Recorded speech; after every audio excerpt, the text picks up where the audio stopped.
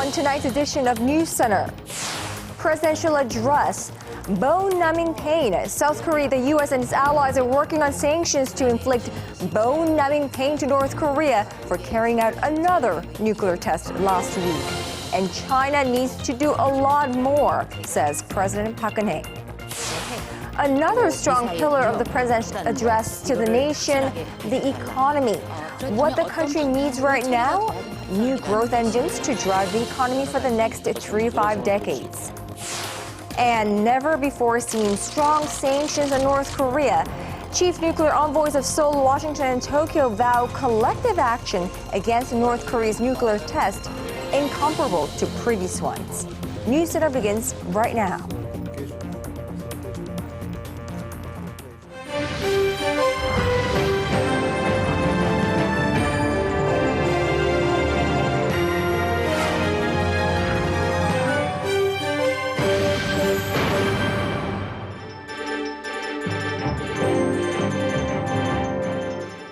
Good evening to those of you in Korea, and hello to our viewers around the world. This is News Center. We begin with President Park Geun-hye's address to the nation on this Wednesday. It was a closely watched event as it came amid heightened inter-Korean tensions following North Korea's 4th nuclear test. Now, it was her 5th address televised across the nation, followed by a news conference, the 3rd of its kind since taking office. Our presidential office correspondent Song Ji-sun joins us in the studio. Now, Ji-sun, but it was the first time that the president held or delivered her national address and then held a press conference or news conference with the reporters, and that only highlights the gravity of her message as well as the current situation on the Korean Peninsula. Right, and we actually heard very strong and very proactive statements from President Park, and unlike the previous New Year's press conference, this time she got right down to business, stressing how serious the situation right now with the North Korea having conducted its 4th nuclear test last week, as well as the ongoing stand-up at the National Assembly, which has yet to pass multiple bills aimed at revitalizing the economy. 안보와 경제는 국가를 지탱하는 두 축인데 지금 우리는 이 두 가지가 동시에 위기를 맞는 비상 상황에 직면해 있는 것입니다. And President Park also said North Korea's latest nuclear test has the potential to reshape the regional security landscape in Northeast Asia, and that the nature of North Korea's nuclear capabilities could change in the wake of this test. She reassured the public that Seoul and Washington will work in close coordination to impose a new set of strong and comprehensive sanctions on Pyongyang at the UN Security Council, and said that two allies will do all they can to win consensus on that from the international community. President Park also called on China to do its part to that end, saying that she believes China will take necessary actions in line with its stance toward North Korea's denuclearization. 중국은 그동안 누차에 걸쳐 북핵 불용 의지를 공언해 왔습니다. 그런 강력한 의지가 실제 필요한 조치로 연결되지 않는다면 앞으로 5번째, 6번째 추가 핵실험도 막을 수가 없고 한반도의 진정한 평화와 안정도 담보될 수 없다는 점을 중국도 잘 알고 있을 것으로 봅니다. Now, following President Park's remarks on Wednesday, China has responded that it has always concentrated on achieving the denuclearization of North Korea and the peninsula and maintain the peace and stability on the Northeast Asia region. Beijing says it is in everyone's interest and is everyone's responsibility, including China and South Korea. When one country seeks its own security, it must consider the security interest of other countries and regional peace and stability. At present, the situation on the Korean Peninsula is very sensitive. We hope relevant countries can act in accordance with maintaining regional peace and stability, cautiously and appropriately deal with the relevant issue.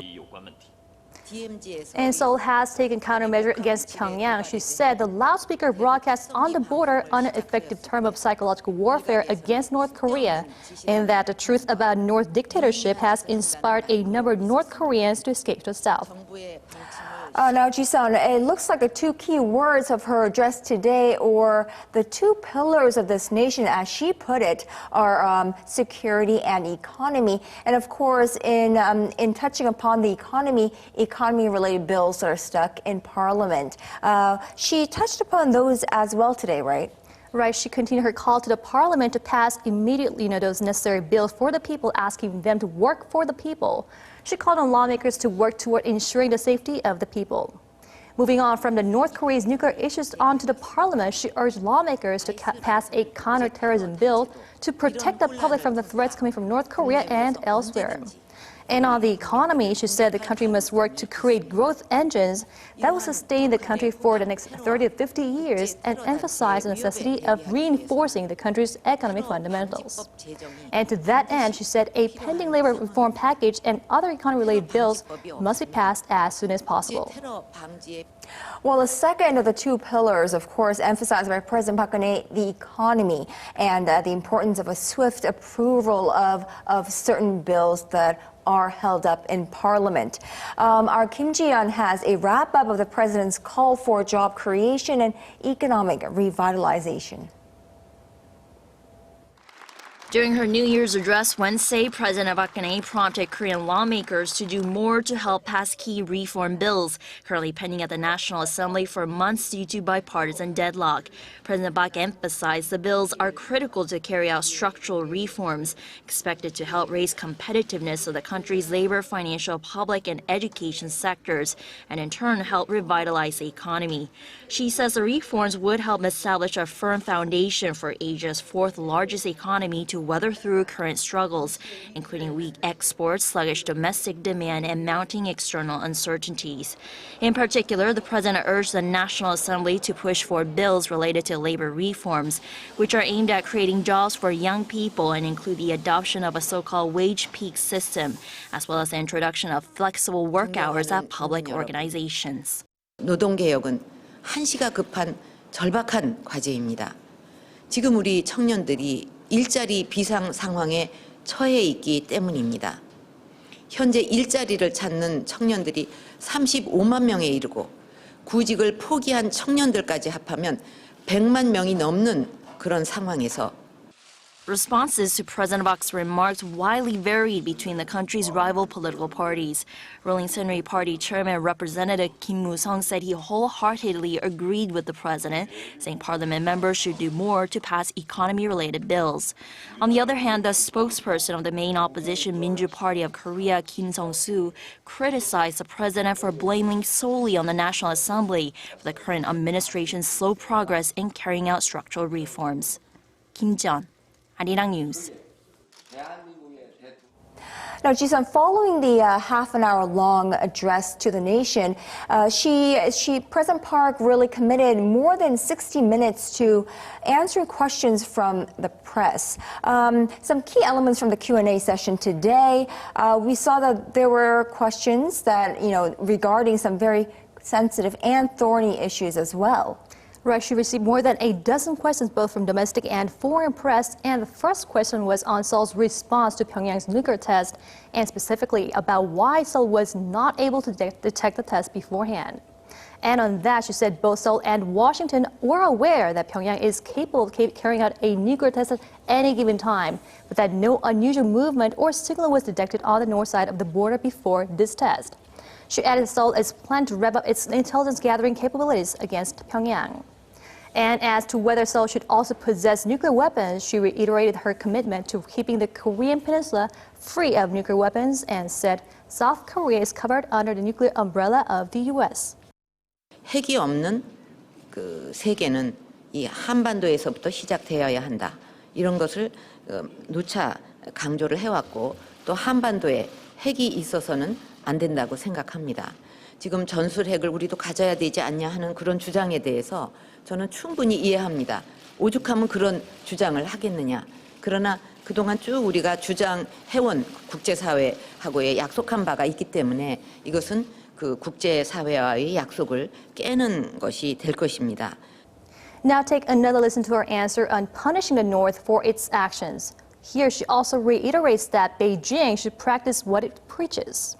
She said that any additional sanctions on North Korea will be comprehensive, including financial ones, to ensure that Pyongyang changes, and she once again stressed that Beijing's role is in making that happen. 그래서 이번 안보리 결의에는 금융, 무역, 뭐 이런 그 새로운 다양한 조치들이 여기에 그 포함을 시켜서 아주 강력하고 포괄적인 실제 여태까지 북한을 변화시키지 못했지 않았습니까? 그러니까 이번에는 정말 그 아프게 변화할 수밖에 없게 하지 않는다면 이거 다 소용없지 않냐. 이제 그런 그 어떤 모두 목적을 가지고 지금 마련을 해갖고 있고 또 여기서 중요한 역할을 하는 게 역시 이제 중국일 텐데 그동안 중국하고의 정상회담도 여러 번 했지만 그때마다 한국의 한반도의 핵 문제가 꼭 대두가 됐습니다. 이걸 어떻게 할 건가. 근데 그때마다 굉장히 확고한 자세로 절대로 핵은 용납할 수 없다. 그때마다 굉장히 강력하게 그 북핵 불용에 대한 입장을 중국은 밝혀왔습니다. 그렇기 때문에 중국은 또 유엔 안보리의 그 상임 이사국으로서 중요한 위치에 있지 않습니까? 그러니까 여태까지 그렇게 확실한 의지를 보여준 대로 그 공언해 온 대로 지금보다는 보다 적극적인 역할을 해줄 것이라고 그렇게 기대를 하고 있습니다. Right, so putting some bold pressure on China to do its part and join in the collective action of South Korea, U.S., Japan, and as well as Russia on this collective action against North Korea. Now, she also touched upon the latest Seoul-Tokyo agreement regarding the so-called comfort women. Right, Seoul and Tokyo recently reached an agreement on this Japan's sexual slavery issue, and there were a lot of debates ongoing and controversies as well. And responding to that question, she said this agreement met the 3 conditions the victims were demanding. She explained that officials at Seoul's foreign ministry met with the surviving victims before to know what they wanted in order to include those demands in the settlement with Tokyo. Take a listen to what those conditions were.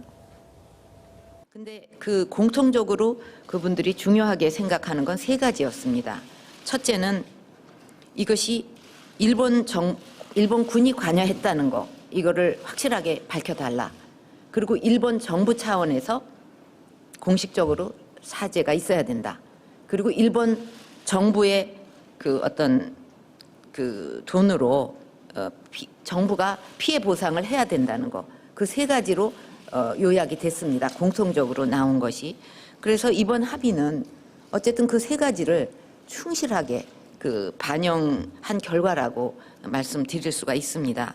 지금 오히려 같은 위안부 그런 문제로 피해받은 다른 동남아나 이런 나라들이 한국 수준으로 좀 해달라, 이 문제를 풀어달라 이렇게 일본 정부에 요구하고 있지 않습니까? 오히려 그런 나라.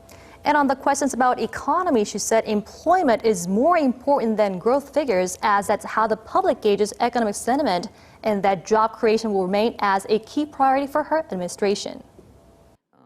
무엇보다도 이제 이런 근본적으로 이 소비를 활성화시키기 위해서는 일자리가 중요하다고 생각합니다. 일자리를 가져야 어떤 소득이 생기고 그래서 소비도 하고 이렇게 선순환 구조로 가는 거거든요. 그래서 그렇게 노동개혁법 또 서비스 경제 활성화법 이런 거를 꼭 좀 통과시켜 달라. 사실 이게 다 따로따로 부동산 따로 경제 활성화법 따로 뭐 이것이 아니라 내수 따로가 아니라 다 그렇게 일자리 만들고 이렇게 하면 자연히 소득이 생기니까 소비하고 또 그래서 투자도 더 기업들이 많이 하고 이렇게 같이 돌아가는 거거든요.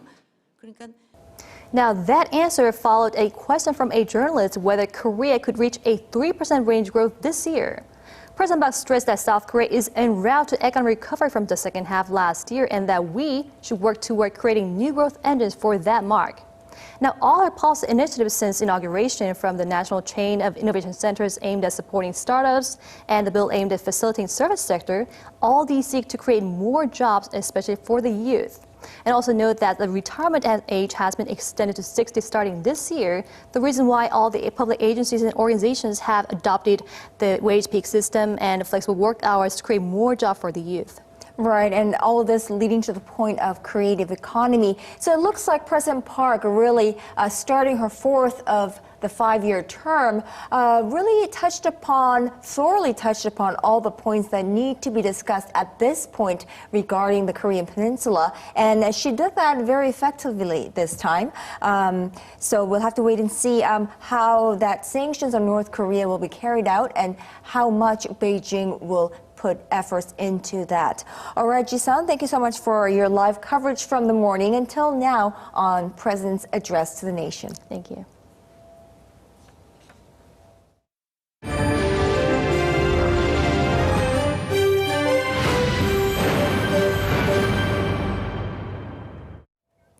South Korea, the U.S. and Japan's top nuclear envoys met this evening right here in Seoul in the wake of North Korea's fourth nuclear test last week. This to find effective ways to respond to the North provocations. Let's go live to our foreign affairs correspondent Kwon So-ah. She is at the venue of the meeting at a hotel in downtown Seoul. So what do you have for us? Hello, Kanyang. Exactly a week after North Korea's fourth nuclear test last Wednesday, a series of talks with six-party nuclear talks members has begun this Wednesday in Seoul, with Seoul, Washington, and Tokyo being the members today. And all three sides were in accord about the timeliness of the meeting. Now, Seoul's representative Hwang Jung-guk, the special representative for Korean Peninsula Peace and Security Affairs, and his U.S. and Japanese counterparts Sung Kim and Kimihiro Ishikane spoke for a little less than 2 hours, saying there needs to be a change in approaching Pyongyang. Let's first hear what Hwang had to say. The three countries, South Korea, the U.S., and Japan, have agreed to act in a different manner than in the past. They said as North Korea enacted its nuclear test, despite continued warnings from the international society, they'll respond correspondingly through diplomatic pressure. Now, the three did not yet reveal any details on the contents of the negotiations, but they did state a lot of them had to do with how to effectively impose the United Nations Security Council's new resolution. When the resolution will be adopted is not clear yet. We exchanged various ideas on when it will be adopted, and a lot of negotiations are being held in New York. As of now, the member states are mediating each of their thoughts. It may take some time, but I can't tell you for sure. Now, so I guess the question is, what is possibly the biggest point of focus of the three representatives, the other six-party members, and the international community in really finding a way that hurts Pyongyang?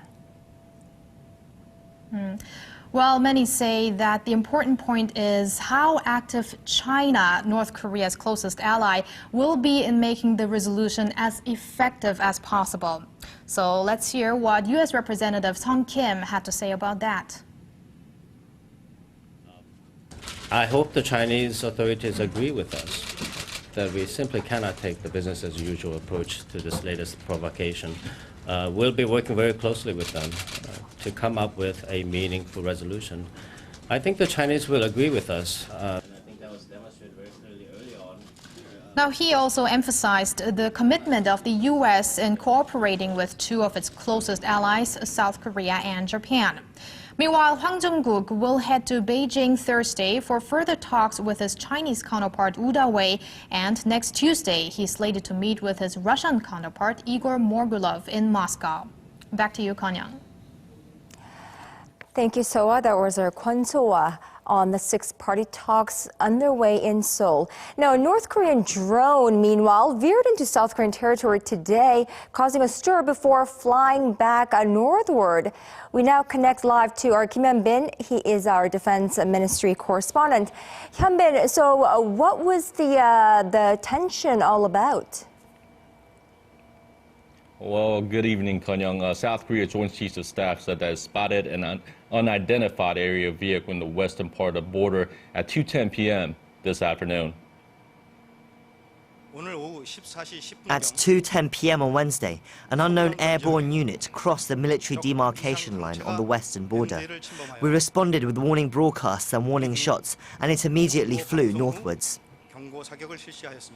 The military quickly responded with warning broadcasts and fired off around 20 warning shots before the drone headed back north across the border.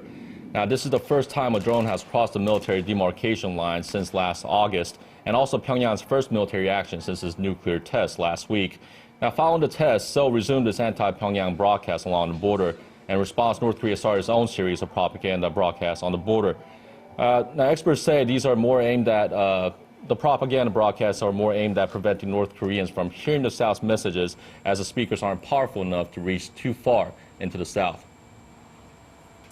Right. Hyunbin, there was also another episode earlier today. We were hearing of North Korea sending thousands of propaganda leaflets over the border to South Korea, Seoul, and the surrounding areas. Now, the leaflets demanded an end to those loudspeaker broadcasts. That's correct. South Korea Joint Chiefs of Staff said that North Korea was seen packing the leaflets into the big plastic balloons early Wednesday morning and sending them off. And the messages were retrieved by local police in northeastern Seoul and other towns near the border. Now, the leaflets contain criticism on President Park Geun-hye, as well as calls to end the South's propaganda broadcast. Now, other leaflets warn this kind of psychological warfare could spark a full-out war. Now, experts say the loudspeaker broadcasts are feared the most by the communist state, as they bring outside information to troops and residents on the border and could cause them to start questioning the regime. Back to you. Right, so a series of events happening following North Korea's fourth nuclear test last week. Thank you, Hyunbin, for that. That was our Kim Hyunbin from the Defense Ministry. Meanwhile, over in Washington, the U.S. has taken its first tangible action against North Korea following the latest nuclear test, with the U.S. House of Representatives passing legislation broadening sanctions on that reclusive regime. Our Connie Kim with the details. The U.S. House of Representatives has voted nearly unanimously to pass legislation that seeks to punish North Korea for its latest nuclear tests by expanding sanctions on the regime. The North Korea Sanctions Enforcement Act, which aims to deny Pyongyang the hard currency it needs for its weapons program, passed Tuesday by a whopping 418-2 with bipartisan support. The bill was first introduced last year following North Korea's alleged cyber attack on Sony Pictures, but was not brought up for a vote until Pyongyang's latest provocation. Under the legislation, sanctions will be imposed on individuals or entities that assist North Korea with its nuclear weapons program. Those transferring financial assets and property to Pyongyang will also be subject to sanctions. The bill also seeks to punish individuals and organizations that have contributed to North Korea's human rights abuses and facilitated cyber attacks against the U.S. It also prohibits the North from having weapons of mass destruction, counterfeiting goods, and laundering money. Republican Ed Royce, chairman of the House Foreign Affairs Committee, said this is the most comprehensive North Korea sanctions legislation passed by the U.S. as it uses targeted financial pressure to isolate leader Kim Jong-un and his top officials from the assets they maintain in foreign banks. To become law, the legislation must be passed by the Senate and signed by the president. Connie Kim, Arirang News. All measures necessary for a structural reform. Now, Korea welcomed the new finance minister Yoo Il-ho today, and during his inauguration, Yoo evaluated the state of Korea's economy and emphasized the importance of structural reform to improve it. Here's Lee Ji-won with more. Korea's new finance minister Yoo Il-ho showed his determination to revitalize the economy through structural reforms in his inauguration ceremony on Wednesday. In his greetings, he said the country is facing economic risks at home and abroad. As the technology gap with emerging markets is decreasing, Korean exporters are losing their competitiveness, while the aging population and sluggish domestic demand threaten the economy. To such problem, he said structural reform is the only answer. He prioritized reforms in the four sectors, including labor and finance, as the most urgent issues. Yoo then mentioned imposing policy-free zones to grow new businesses and encourage greater participation of women, young people, and foreign talent in the labor market. First on his schedule First on its schedule as finance minister, Yoo will visit Pyeongtaek port on Friday morning to encourage exporters amid a sluggish period. 이지원, Arirang News. Well, we briefly touched upon the Seoul-Tokyo agreement on the so-called comfort women earlier in the broadcast. And every Wednesday since 1992, victims of Japan's wartime sex slavery have been holding protests in front of the Japanese embassy right here in Seoul. Well, today, 6 of the elderly surviving victims held a press conference to announce their stance on that landmark agreement reached by Seoul and Tokyo in December. Here's Lee Soo-won with more. 6 elderly survivors of Japan's wartime sexual slavery stood united to, quote, absolutely reject the settlement reached between Korea and Japan last December. The women, together with 2 civic groups that have long supported them, the Korean Council for the Women Drafted for Military Sexual Slavery by Japan and the House of Sharing, spoke at a press conference Wednesday during the weekly protest gathering that's been held in front of the Japanese embassy in Seoul for the last 24 years. There, the survivors said they refused to accept the money pledged by Tokyo for Seoul to create a foundation for their benefit. It doesn't matter how many times the 2 governments met. What's important is that the survivors' opinions were not included in the negotiation process, nor were they asked for their agreement. Civic groups will form an alliance to help the survivors fight through lawsuits against Tokyo and build more of the symbolic comfort women statues in Korea and the U.S. Last December, Seoul and Tokyo reached a settlement on the wartime sexual slavery issue that they would end the dispute once and for all if Japan apologizes to the victims and fulfills its pledge to provide them with 1 billion yen, or $8.3 million in compensation. The settlement has been the object of widespread criticism in Korea, with the victims and supporting civic groups rejecting it repeatedly. Around 800 activists, politicians, and others were present in support of the survivors at the press conference on Wednesday. Lee Soo-won, Arirang News.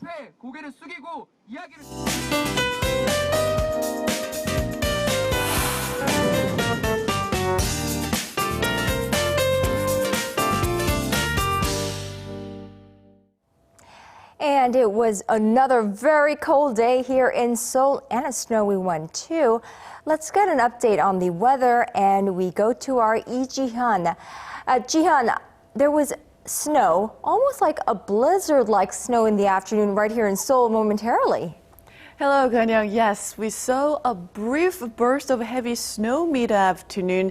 That, and as you've just said, freezing temperatures could have impacted people making their evening commute home. Right, a lot of traffic there. It was another cold day, but I don't know if you remember, but we discussed, Ji-hyun, about a few weeks ago, how we'll have a relatively mild winter weather this year. Well, for the past few days, it's been cold, cold, cold. Right.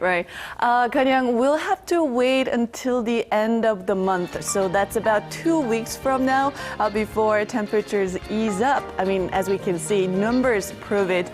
Lows will continue to hover below minus 10 degrees Celsius, but we could get a brief warm-up on Friday with a low of minus 3 and a high of 3, and possibly on Sunday with a low of minus 5 and a high of 1 here in the capital. But sadly, next week is shaping up to be even colder than this week, with a low plummeting to minus 10 degrees Celsius on Tuesday and making it to only minus 4 here in the capital. So get ready for a real chilly weather to come. On that note, let's take a closer look at the readings for tomorrow. It's going to be as cold as today, with a low kicking off at minus 8 degrees Celsius here in the capital, minus 5 for Daejeon, minus 3 for Daegu, minus 2 over in Gwangju, minus 2 in Busan. But people in Daejeon and Gwangju, you might see a light snow flurries tomorrow morning, so please beware. And afternoon highs will be as high as today. It's going to be cold throughout the day tomorrow, with a high only peaking to 0 here in Seoul, 2 for Daejeon, 4 for Daegu, and Busan and Jeju Island will see a high of 6 and 7 respectively. And as for the weather alert, cold wave advisory and dry weather advisory and even warning for some parts of the country remain in place throughout the day tomorrow as well. But as we can see, a dry weather advisory has been lifted here in Seoul thanks to snow that we saw today. But the snowfall could have turned roads icy tomorrow, so be careful. And also, cold and flu activity levels are very high across the nation, so be sure to take good care of your health by drinking plenty of water, staying warm, and bask under some of the sunshine during the day. Now that's Korea for you, and here's a look at the weather conditions around the world.